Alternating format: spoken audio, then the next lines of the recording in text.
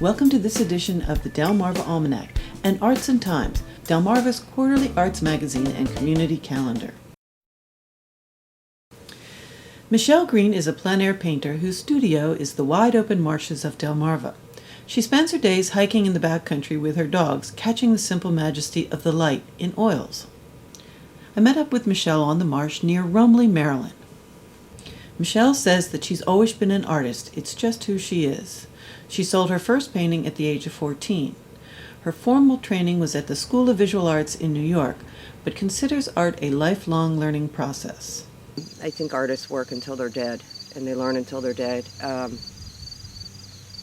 It's a lot of maturity you have to work through, I think, to let go and let the art process happen, but you also need to have all of your skills honed at that point, too. Practice.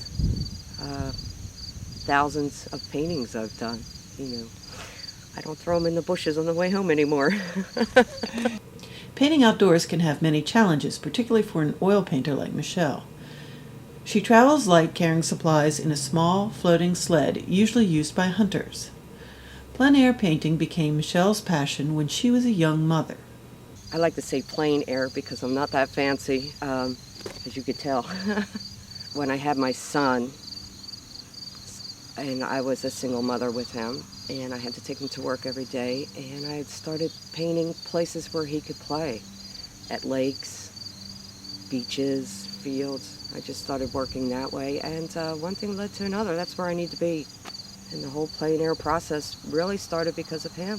I had a friend who was a plein air painter, and I was working in the acrylics at the time, and I just loved his work. And I went out and tried it. My first painting, it was like 95 degrees. I think it was out of my mind. Half the time I'm out of my mind out here dragging 4-foot paintings, but I was hooked. It was the first one. I loved it. I stood on a highway and painted this hill with these trees at the top, and that was it. And then driving my son around when he was little and taking him places, it just lent itself. It just lent itself to what I could do and make a living.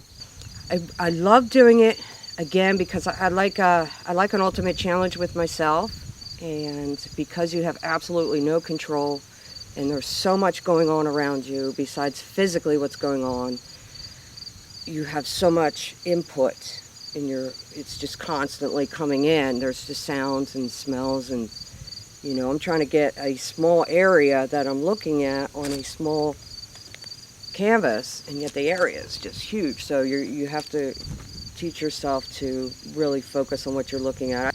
I did learn through the years to travel very light, take very few things, because when you're dragging, like I take my sled out and drag everything out there in the easel, and I try to go with a very lightweight easel. Sometimes I work very large and take a heavier easel.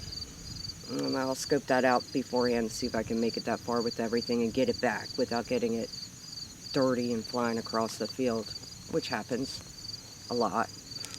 And bugs get in your paintings. Again, it controls me. And some days it wins. It just wins. And it could be beautiful like it is now, and a storm comes and just takes everything away, or it just doesn't work out. Or I told you I always take my dogs. They'll kick up a skunk or whatever, and you got to get out of there pretty fast. I think I want to do one thing and something else happens, and I've just become a firm believer. You go out looking for one thing and find another, and just sort of go with what's happening. Michele's creative process is a reflection of both her emotions and her training.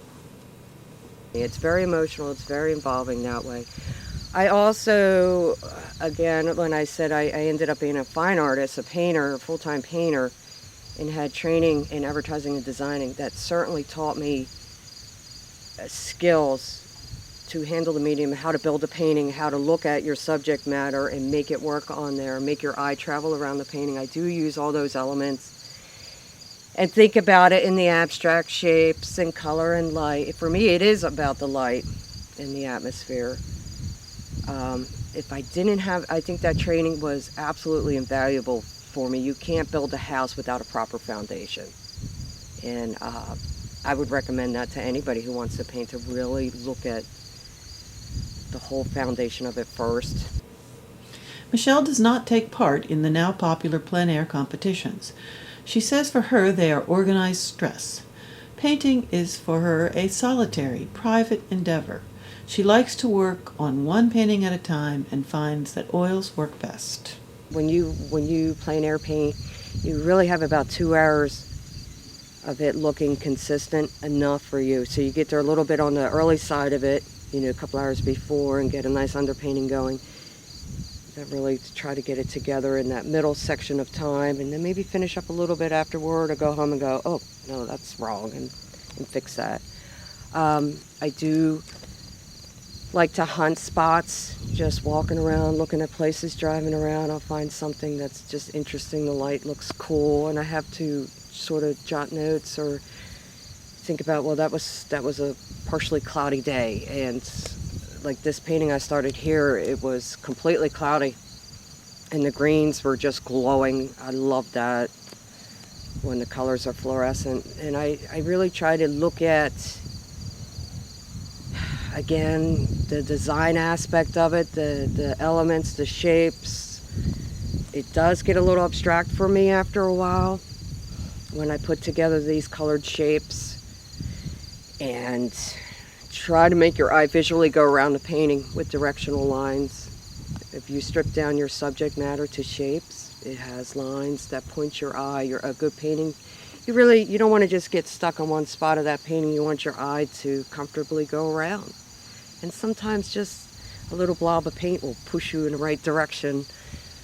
And being outside, I need to be outside. I get a little loony inside. And sometimes I do have to work inside, and I'll find a place in the house. I don't have a studio. That would be my van, where we are right now. I don't like to work on 3 things at once. I get too emotionally involved. It's in my head. The work is actually done in my head first, and then I just physically have to paint. So it stays in my head, and that's what I find very frustrating. Well, the next day it's not the same. It starts to rain or whatever, and it may be 4 or 5 days before I can go back there, and I don't want to lose that feeling. So that is very stressful for me. So when I have those down times from painting, if I can't paint outside, because sometimes it's raining, sometimes it's just too full of green heads, or it's ice and it's too cold.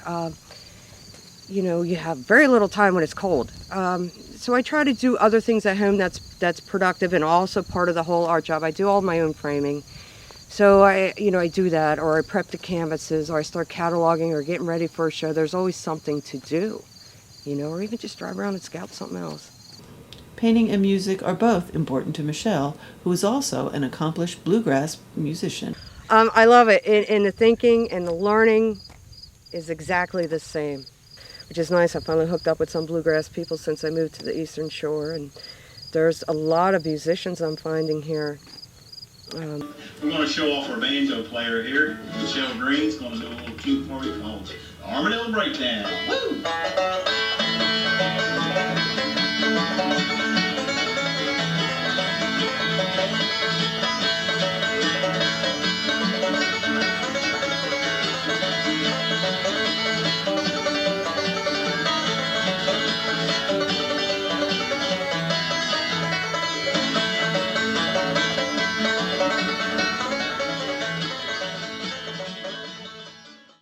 Michele says if you make art for other people, you will not be successful. You have to do it for yourself. She's quite prolific, completing about 100 paintings a year. I keep saying, to me, it's just a bunch of colored shapes and dots, smushed together. I'm sort of impressionist in my approach, I suppose. Again, just practice over the years, how things work for me, and I love to put the colored dots together and have it just, when you look at my work up close, you're like, oh, this doesn't make sense, and you stand back and it just pulls together and you get a nice feeling out of it. Though she wishes she could simply collect her own work, Michele is grateful for the galleries that represent her. She has a solo show in November at Station Gallery in Greenville, Delaware, and a show running from October through December at the Ocean City Center for the Arts. You can also see new work at the Richardson Gallery in Onancock, Virginia, and the Federal Street Gallery in Milton, Delaware. Find out more at her website, michellegreen.net. The print publication of Arts and Times and this video are sponsored by Worcester County Tourism. Visit the beach and beyond. Thank you for watching. This has been a Moonshell production.